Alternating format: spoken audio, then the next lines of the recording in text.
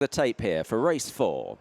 And they're off in the Betfair Exchange Graduation Chase, running to the first of 17 fences. And the favourite, the Jukebox Man, is straight to the front to Iroko and Nappers Hill, sharing second as they run towards the first, with Mr. Hope Street and Butch taking off in 4th and 5th places, all of them perfectly good at fence number 1. As they move on to number 2, Ben Jones and the Jukebox Man with a 2.5 length lead over Iroko and John O'Neill Jr. in second, all of them clearing that. The Jukebox Man 2.5 still to Iroko. Nappers Hill and Freddie Gingell in 3rd place. Then Mr. Hope Street and Butch and Sean Bowen on the outside as they come to the next. And not quite so far clear on landing over that one, the Jukebox Man, who's about to take the first ditch in this race. It is number 4 of the 17, the Jukebox Man. And good jumps all round there to Iroko, last season's Grand National 4th and runner-up in this race 12 months ago, sitting in 2nd with Nappers Hill off the track for 2 years since his Rising Stars victory at Wincanton. Sitting in 3rd position for trainer Paul Nicholls, who's had a very good record in this race. The back pair, Mr. Hope Street, the white chevron on a red jacket on the inside of Butch. So turning in, they've taken their first 4 fences and now running to the first of 4 in the home straight. Last year's Kauto Star winner, the Jukebox Man, returning to action here. The colours of Harry Redknapp for Ben Pauling, coming to the first one in the straight. The Jukebox Man over to Iroko in second, just ahead of Nappers Hill as they continue their journey and about to run to the open ditch in the home straight. Mr. Hope Street and Butch still minding their own business in 4th and 5th places. A tremendous leap by the Jukebox Man over that ditch. Running on towards number 7. Pace not overly strong here. The Jukebox Man dictating terms to Iroko in second, who won the best turned out prize. Measured that well ahead of Nappers Hill, Mr. Hope Street and Butch as they head towards the fence that'll be the last next time round. Ears going back and forth. It is the Jukebox Man leading the way to Iroko in second. Nappers Hill took it in 3rd ahead of Mr. Hope Street and Butch, last of the 5. So coming up to the winning line with a circuit left to go in this £50,000 Betfair Exchange Graduation Chase. The favourite, the Jukebox Man, leads a field separated by only about 5 lengths going into the turn. Iroko is in second spot with Nappers Hill to the outside. Mr. Hope Street around the inner, and Butch continues to run in 5th, but a fairly closely grouped quintet here entering the back straight. They have nearly completed a circuit, and the Jukebox Man, 2 from 2 over fences, leading to Iroko in second. Nappers Hill is in 3rd, just under 4 lengths off the leader.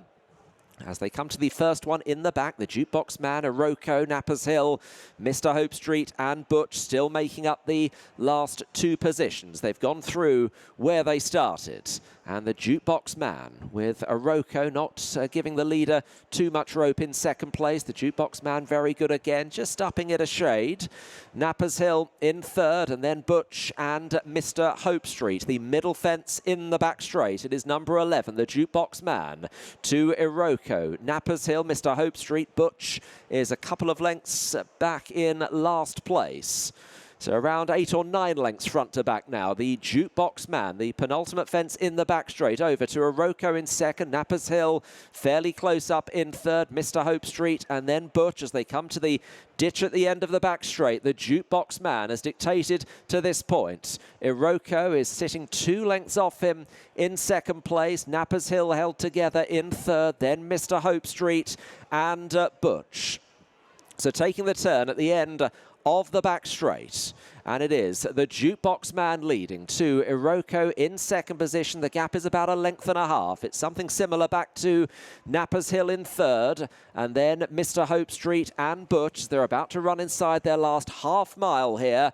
And 4 left to jump in the Betfair Exchange Graduation Chase. The Jukebox Man and Iroko. Nappers Hill in third, running to 4 out. Then Mr. Hope Street and Butch. The Jukebox Man with Iroko's asked up in second place. Another spectacular leap from the Jukebox Man. Iroko just getting a squeeze. Nappers Hill has come off the bridle, back in third. The final ditch 3 out coming up here. The Jukebox Man, Iroko close enough to challenge. The Jukebox Man 2.5 clear of Iroko. Nappers Hill and then Mr. Hope Street. There's 2 left to jump here. Ben Jones hasn't blinked yet on the Jukebox Man. Iroko, Nappers Hill running a very big race on his comeback. Then Mr. Hope Street in fourth as they run down to the 17th and final fence. Now the Jukebox Man is woken up by Ben Jones. 3 lengths clear of Iroko and Nappers Hill. Here's the final fence. The Jukebox Man soars over. Iroko in second. Then Nappers Hill and Mr. Hope Street battling out third. But they're all dancing to the tune of the Jukebox Man. And it could be Kempton next. A dominant win in the graduation. Iroko second. Mr. Hope Street third.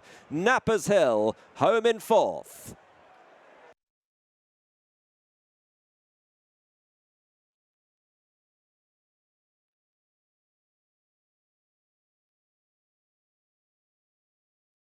Jukebox Man is back in the graduation chase.